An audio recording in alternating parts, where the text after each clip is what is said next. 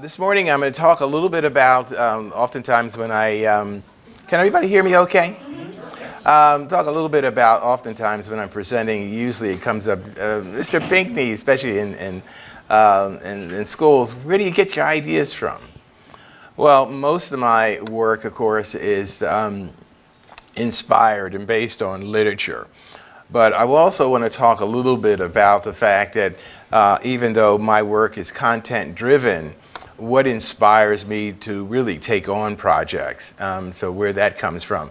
So we're going to begin really talking about that most of my work comes really from observation. It was talked about last night as my work as a realist, and maybe, yes, I don't quite call myself that, but I guess in so many ways it falls in that category. So you'll see that dance between observation and realism and conceptualism at the same time. So I open this talk, first of all, you'll see nature playing a huge role in my work. Okay, there we go. So you'll see that, again, usually it starts with a certain sense of observation. I love animals and wildlife and texture and patterns and whatnot. So when you're looking at my work, think about this, that it always starts with, again, looking at something and looking at it, an object, examining and exploring that object. And so you see the dance between realism and conceptualism, could be surrealism. These are drawings done, very large drawings on pastel. These drawings came out of, from mounts, taxidermy mounts. And, you know, how did that come about? You know, it's certainly, I live in the country. We're surrounded by a lot of green space, and the red-tailed hawk one day caught my eye. And I immediately responded. I had my great-granddaughter visiting, and so in the process of explaining the red-tailed hawktail and the cry, we went right into me beginning to think about how the environment was also shaping, you know, and how I wanted to respond to that. So the beginnings. So this is always important. I grew up in Philadelphia, Germantown section of Philadelphia, and that was the home. We were 6 of us with mom and dad. There were 8, and the house wasn't very much larger than what you see there. But there, so I grew up there, and I grew up in a dead-end block, which was all African American, and most of our neighbors, or all of the neighbors, and as well as my parents. I migrated from the South, and with them, they brought the culture of the South with them. That's my grandfather, Charles. He and my grandmother raised chickens in the backyard. The other thing that I should take note of this is that my grandfather, Charles, lived at he was right next to the a stone wall, so it was on the dead end, and he was the last house. So, but also it was important, if you read about or hear me talk, I'll talk about this, the tool of the pencil and the relationship I have with that tool. And my grandfather actually worked in a pencil factory on the end of the block where we lived. That's my mother and my father, and that Ford Woody that plays an incredible role for a kid growing up in an urban lifestyle. That Ford Woody allowed us to escape at times, especially on the weekends when relatives did well. They moved to the country, which was New Jersey, and it was in that time. And there you see the love of nature. I'm playing off of that same story here, where this is from a book that I illustrated, God Bless the Child. And it was also a kind of way of talking about my parents, and I suspect that, especially my father, agriculture was important to him. And he probably worked farms, or his family worked farms, but growing up then to Philadelphia, so you have those two extreme cultures. And I remember this is a another illustration from Their Eyes Are Watching God, but this was, to me, was heaven. It was freedom. It was liberating, and that was when we began building a house in Jersey. The first thing you needed to do was to drill a pump. And so we had these manual pumps, and as a kid, I can always remember the kind of excitement of seeing water, of pumping, that physicality, of pumping this pump and water coming out, and trying to cup your hands underneath so that the water wouldn't seep through your fingers, and it was so cool and clean. John Henry, I grew up with actually two modes of receiving stories. And one was, my mother was an avid reader. She loved to read, and read to us kids, especially from Hans Christian Andersen and Aesop's Fables. But she also just loved to read. There was always two books on her reading table, and it was a chair in the living room, and it was the Bible and Ralph Waldo Emerson. So it was interesting, too. I say that, too, because neither my mother nor father graduated from elementary school. So the other mode of receiving stories was, of course, the folk tales, and that was done in the oral tradition of telling stories as opposed to reading stories. So one of the stories that were so influential in my growing up years was the legend of John Henry. And this also speaks to when I began to start actually initiating my own projects. When one day, sitting in my agent's office, we were talking about an assignment or a project that I couldn't get out of my head, and that desired to do, but hadn't at that point pushed it head on it. And he said, well, if there's a project that you would like to add to your body of work, what would that be?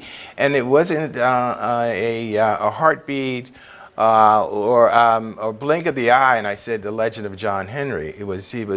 That story was such an important and powerful story in my growing up years. So we started it, and I was actually going to write this particular folktale, and ran into challenges, and I think a lot of it that I've been working with Julius Lester, the amazing writer, and I think I was a little bit intimidated by how well he told stories, and we invited him to write the text. I mentioned last night that my first museum visit was at the age of about 18, and that museum was the Philadelphia Museum of Art. I was actually attending the Philadelphia College of Art at the time, and we did a class trip over to the museum. And so at 18, I walked through the doors of a museum, and then I said last night again, 50 years later, the Philadelphia Museum of Art acquired this image for their permanent collection. So this is the one side of storytelling and the oral tradition. These stories were not written down at the time. And certainly coming from people of color, they took a different kind of approach to especially the Uncle Remus tales and the Burr Rabbit, the Trickster. My mother loved Hans Christian Andersen, and this is interesting. And when I started out talking about all these, the images that you see are inspired by some observation, some experience. And my sister Joan tells me about sitting around on the floor around my mother as she read from the Hans Christian Andersen's fairy tales, and I don't remember it. But that's not the point. The point is there was a link between now my sister relating the story to me, about my mother reading this favorite story to me, which is a favorite of mine, and my mother. So all of these things are part of what fuels the images. So I need some sort of a spark, some sort of purpose other than maybe what's offered up in the particular story. So that's always key, and so the Hans Christian Andersen, The Ugly Duckling, when I physically hold the books or look at the work, I think about my sister and I think about my mother. This is also true of course, with Noah's Ark. Now I can go on and on about stories. I look at Noah's Ark, and what I remember is that day when I sat in church with my mother, and I was about 13 at the time, and she said, when you're ready to join, whenever you're ready to join, then it's up to you. Well, immediately I got up and walked to the front of the church. But the point is, all of that stuff, all of those pieces are important. And I think when you think about me working 10 or 12 hours a day in a studio alone, I need those kind of experiences next to me in the studio. Black Cowboy, Wild Horses, which is a true story of a cowboy of color on the plains of Texas in the turn of last century. And it's a very powerful, powerful story. And it's interesting, too, for a lot of reasons.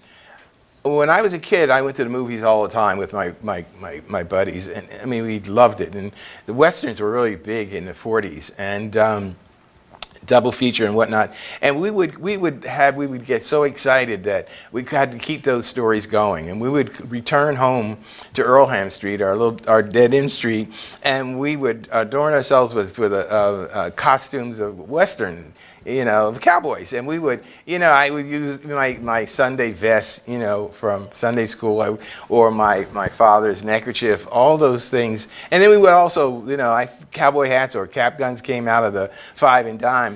And, Earlham Street became our world. And so that when we were explorers, the alleyways were certainly used, as well as our rooftops became mountains, and alleyways became trails.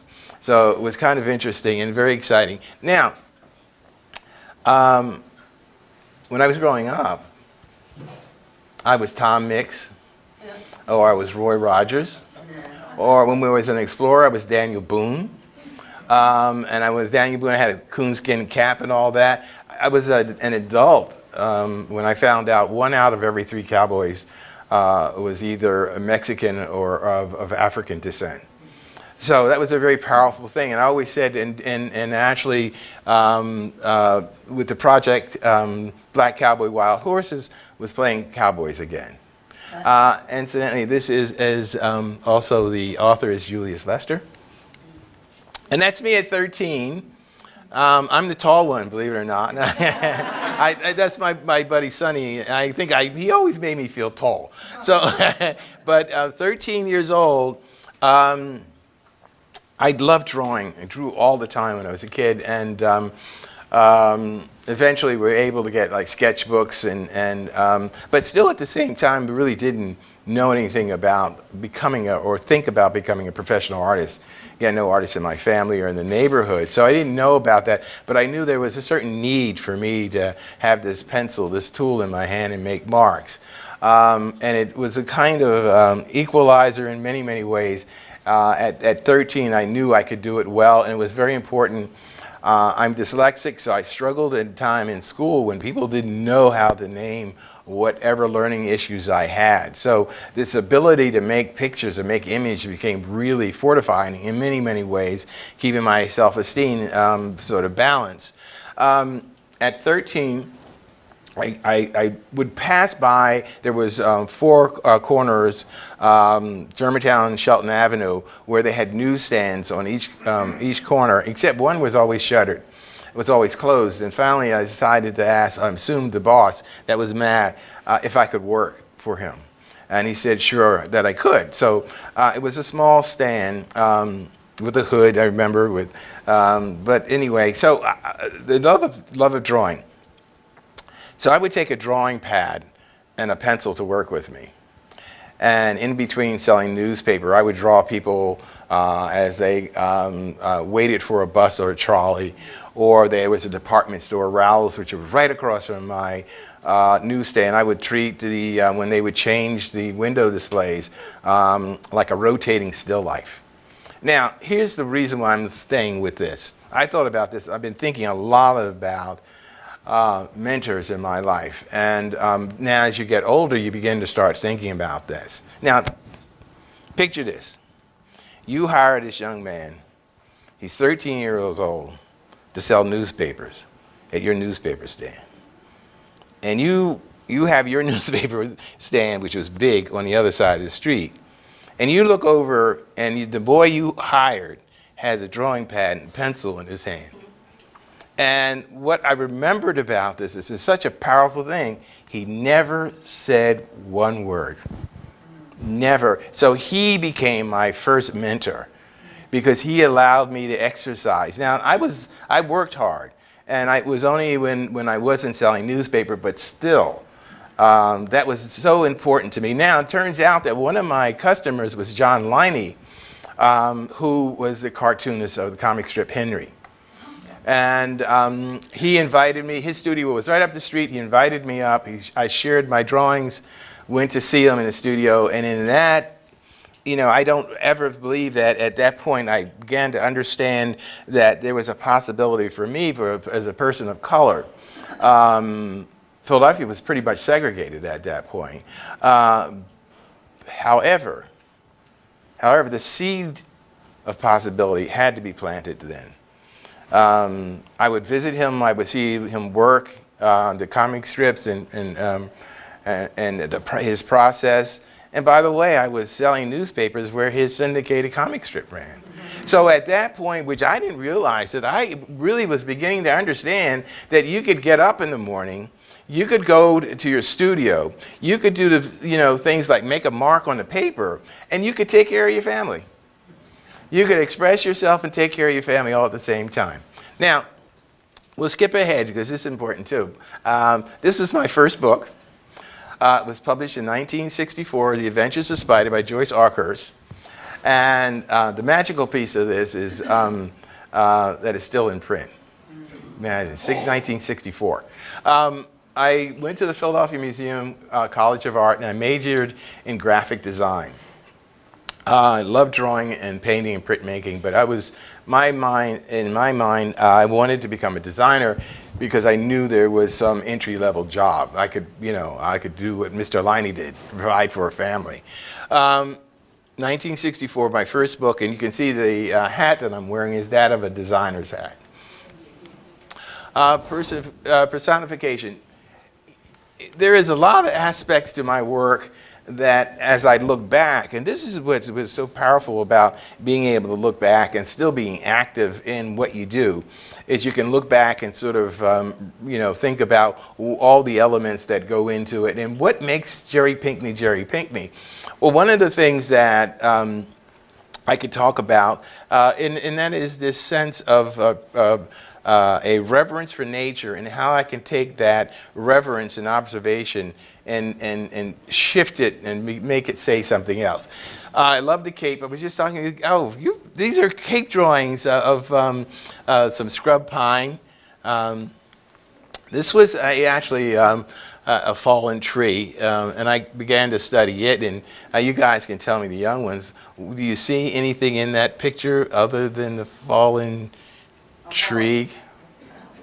It could, yeah, it could be. I mean, I saw that, and I couldn't get over it. So you see that process. One is a marker drawing, another is a watercolor, and that's the willow and the reeds.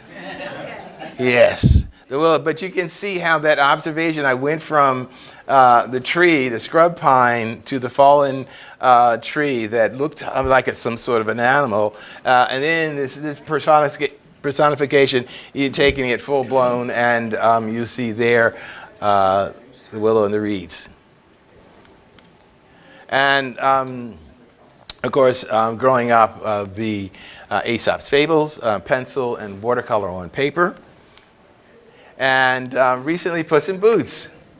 And this was the first time. Most of my reimaginings really take place. I love around the 1920s and 30s and whatnot. But this, I went back. I couldn't get over the fact that France was sort of over the top with culture and fashion. So, so I went back to the first. I'm trying to think what the date was now that I chose, but it was the date around the same time that Puss in Boots was actually translated and published in English. Each project presents another visual, I think, challenge for me. And if you see the book, you see that the perspectives becomes very, very important here. Puss in Boots, pencil and watercolor on paper. And Rikki Tikki Tavi. I fell in love with Rudyard Kipling. I mean, he did, I think you talk about where the sparks come from, and his use of animals. I loved the fact that when he used animals, they would do what animals do, but then they would talk to one another. And and I thought that was it. That's that balance, that wonderful balance. And a quick story about observation, and as was when I was trying to think about how I knew that it was a 40-page book, right? So how many spreads? That's 19 spreads, 18 spreads. And there would be, most of them would have mongoose, but they would also have these snakes, these cobras. And I figured out, now how am I going to do this? Because I wanted to really animate the snakes in a way that I would go beyond what you might find in a book, because most of those are still photos and they're never in action. So I'm trying to figure out the only way I was going to be able to do that, of course, was the scales on the snake had to make sense in order to, you couldn't fake that piece, in order to generate a certain amount of energy and action. So, I remember this day because it was warm, it was in the summer, I went out on my back porch, and for some reason I pick up one of those, those dopey magazines that come and they have all kinds of stuff like, like soda that's spilling, or a hat that's a toilet seat, I mean, all kinds of, and I'm sort of distracting and I'm entertaining myself. And then I get to a page that says, real life cobra in a basket. The basket. I send for it. And it's great. I send for it, and I could play with it in my hand, and and it could do all kinds of things. And then I had my scales, so the rhythm of the snake was there, and it really was realistic. And by the way, my studio, my wife Gloria Jean, the author and minister, is right here, and her studio, her writing studio, is off of my main house. And you have to go through my studio to get there. And at the end of the day, I would just take the snake and I would throw it and see whatever would land. And every day she'd come in and she'd scream.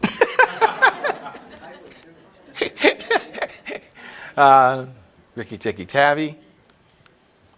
We'll get into the books. Process. You can see I do a lot of preliminary work on, I don't know, these yellow legal pads. I kind of wanted to be either a lawyer or accountant, but anyway, and somehow I tried in the very beginning, I'd never worked on preliminary work on any kind of archival paper. It had to be cheap enough paper so that I didn't consider the paper as valuable enough to think that the drawing had to be, it was just about letting loose the floodgates of ideas. So we'll talk about the cover because it really, again, talks about my work as conceptual in many, many ways. We were working on the cover for The Lion and the Mouse, and at some point I thought that maybe did we need a credit or did we need a title? And you can see me going through that process of trying to figure it out. And at one point, saying, really thinking, well, lion, mouse, I didn't have to have that on the, as a title, but the images themselves could be the title. And this is what we ended up with. It was suggested by my editor to try a creditless, titleless cover. Now, when you see, this is a preliminary drawing. When you see a preliminary drawing this well developed, you can see that, you can figure that right now Jerry Pinkney is trying to figure out if it's going to work or not.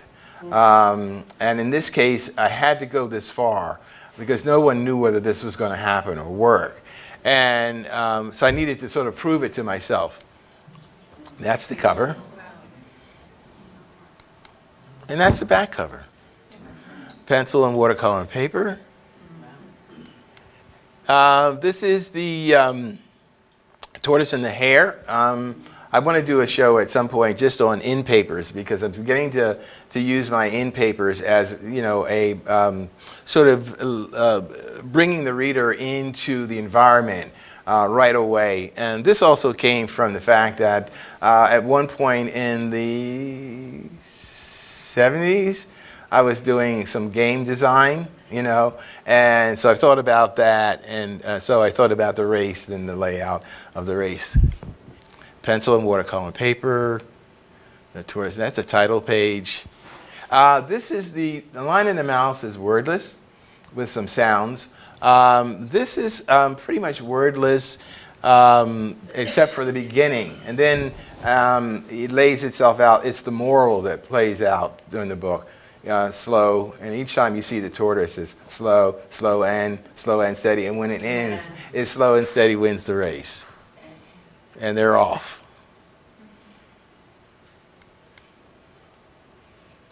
And the other thing that that becomes, a signature of my work, and that is how the environment also plays. Everybody's respond. There's essential characters, and what the story is about, the plot. And then everything around them is also, in this case, you'll see the bees, all those things. And the butterfly, by the way, and you have to really, I like this, where one of the things of value having kids' books is that they go back over and over again. And you'll see this butterfly start out, and then at this point, the butterfly goes back to cheer on the tortoise.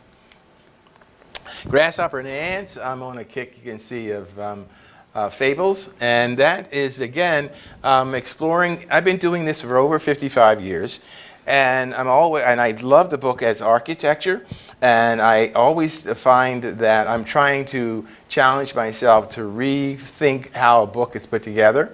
And I talked a little bit about the in-papers playing its role. Now I'm used to see, when you'll see the books coming out, more and more of this rethinking what a title page is. So that's the title page for the Grasshopper and the Ants. Granville, not only does the observation come from objects, but the observation comes from the history of art. If I talk about personification, you got to talk about Granville. I mean, you've got to talk. There's a lot of, and he's just wonderful. So when I have a project like that, I go to sources. In this case, again, Granville. But I was thinking about the grasshopper, and he's a musician. And I remember as a kid, there was a one-man bands. So I thought, what about if the grasshopper is a musician? He could be one of the reviewers said, one-man bug. Again, there are two things. I showed you the drawings for the lion and the mouse, and I talked about the fact that if in fact you see me in trouble, or I want to present, if I'm not sure where it's going and it's an important decision, how I can develop something to a certain point. This is the nature of my work. This is the flip side of the coin. This is sheer joy. And there are tons of these. And it's just the idea of putting marks on paper and enjoying those marks. This is the opening for, this is the dummy book itself, which is the model. And then you see, these are in-papers. Again, the in-papers invite you into this world, the world of the bug. Again, from that's probably a preliminary drawing. And then the art. But you can see at this point, I was getting to the point where I knew I was rushing too quickly into my finished work, and I wasn't enjoying the process. So I started to back up about 5 years ago and said, you know what, this is all about art, And all of my fables, by the way, there's an ending that comes full circle in many ways. And of course, we don't know really what happened to the grasshopper in the original telling. But in this case, the text on this is when she invites him in. She invites him into the nest, and it's a cup of tea. Novels, Adore Neil Hurston, Their Eyes Are Watching God. I've illustrated probably about 13 novels, and in the exhibition, Imaginings, there's Faulkner, James Michener, and Jonathan Swift. So these are from Their Eyes Are Watching God.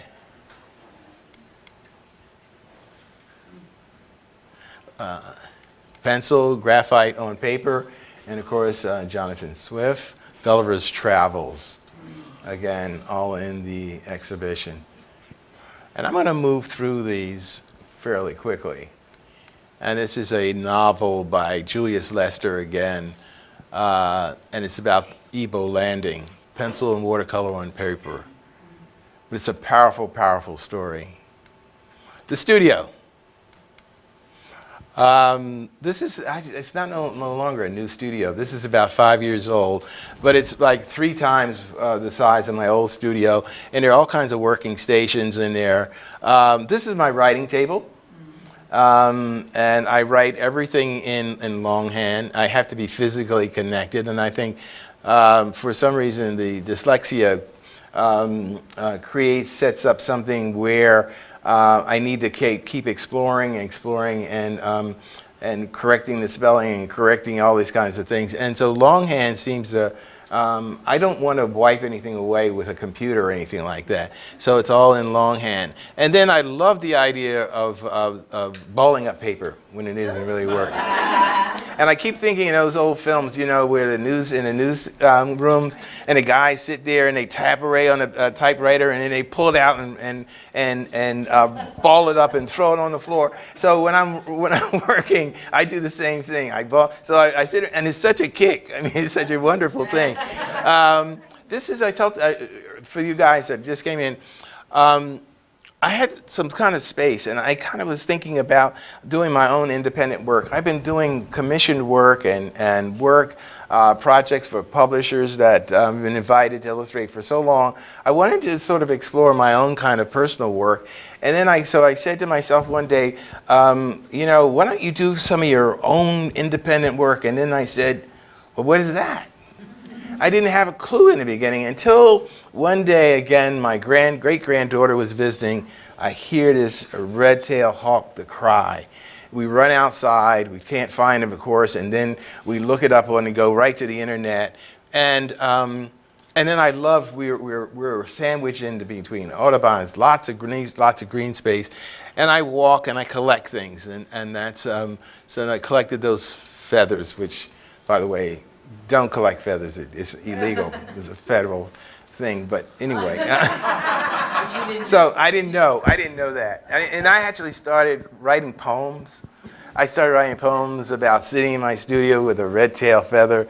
And then I was someplace and somebody raised their hand and said, you know, well, you know, it's a federal fine, you know. So I changed it. I changed it. I was no longer in my studio holding a feather in my hand. I was walking in the woods. I looked down and I saw a red-tailed feather and I left it. So, but anyway, here, you know, I talked about my work in terms of realism and so in conceptualism. So here you see me. I've turned the world upside down. And there's fish up in the sky, and there's again a shell. These are always it has to be something I experienced. That's the drawing. This is marker on drawing marker on vellum. These are taxidermy. I got into interesting enough when I was doing Twinkle Twinkle Little Star. I'm always looking for different ways for research, and so we were at a children's museum in Brooklyn, and I saw an exhibit. They had a chipmunk. So I thought we near T-Town, and they have a museum. So I called them, and they had a mount chipmunk, but also they had a fisher on. But I said I'm not interested in the fisher. So instead of looking at books or film for the chipmunk, I just started drawing. So my sketchbook became the reference. And I could, you know, put it on the floor, I could put it up high, I could get under it. It was kind of interesting. And then so one day I was finishing up, and then I thought, oh, I have a fisher in the studio. And I was supposed to return the mount, and I called them quickly, said, can I hold on to it? And so I started these. I wanted to do it quickly. So I picked up whatever was around that would move very quickly, and that was pastel. Now I've done pastel only for a demonstration for kids because it's fast. Never thought about it in terms of a medium that I could approach. And all of a sudden, that idea caught fire. Not only that, but this sense of getting taxidermy mounts. So at one point, I had these birds in the studio. And interesting enough, when I talked to T-Town about the mount, they said, you know, we're actually training a red tail to get used to people. So why don't you come and visit, and we'll bring you into one of the sessions.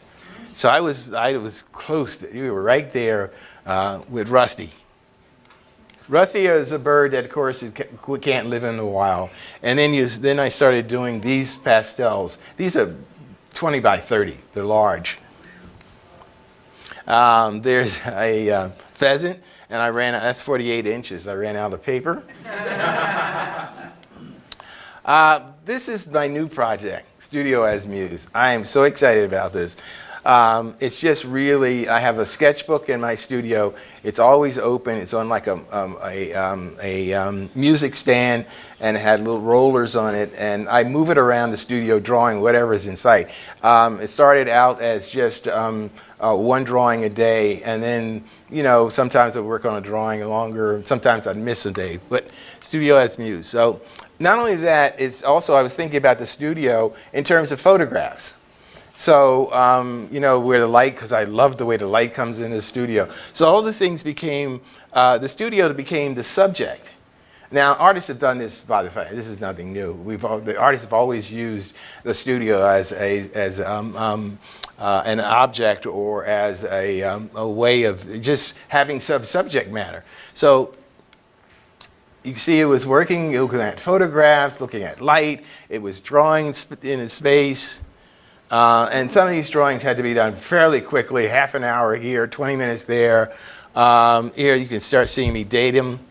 So my studio, my working space became inspiration. I collect all kinds of stuff. You can see a horseshoe crab, there's a snake skin on there, there's a seashell, and I love cacti. That's the only thing I can keep alive. And these are drawings from the sketchbook. One day I just started placing objects on my palette. And I said, wow, you know, and now the next step to this is to start doing watercolors of the objects. I haven't done that yet. So, but I'm always trying to make, what I only wanted to do was, you start with something. And it doesn't matter whether it's art, it's any, start with one thing. And hold on to it and explore it and see where it goes. The idea was that they see how I can take it. And what was nice is it could fail, it could work. I had never failed, because in a sense, that's what it was about. It was pure about exploring. And if you're exploring it, you don't fail. You learn from that. So there's the drawing. And so I did this portrait, and I said, oh, look, it's the same, the same shape. So I took the horseshoe crab, and I put ears on it. So again, it was just purely, and this, I never have an idea of what's going to happen until I start. That's a snake skin that someone gave me, and I got involved with the pattern. And then I keep apples in my studio. So I said, ooh, Adam and Eve kind of thing here going on. So I started using that pattern, you can see. And that was just an exercise that's gourd in scale. There's no, you know, just bouncing scale, one thing over another. Little things big and big things small. And it was a breakthrough for me in terms of looking at photography differently. And then the drawing. And here I'm going to end soon, but this is from my mother. My mother passed away very early. She was like 54. Too young. And all I have is this hand mirror, decorative hand mirror. So I always wanted to do a portrait of my mother, but I couldn't seem to get to that point where I could look at a photograph, and where it just didn't work for me. So I keep this hand mirror in my studio. So I pick it up one day, and I started to do this drawing. And as I was doing, I said, you know what I'm doing? I was drawing, it's a portrait of my mother. And my father, who was a jack of all trades, he loved to build furniture and whatnot, but as he got older and he went to a home, the last thing he made was this sort of a bookshelf on your right. So I said, and I had never done a portrait of my father. So I said, this is it. This is the portrait of my mother and my father. And this is the end. So it goes full circle, the photograph, my studio, and my sketchbook. And I'm not sure how that happened, because that's the mirror I use for self-portraits. So, and it's usually nearby. And then I was started out taking pictures of the sketchbook, and this is where it ended up. Okay, the end.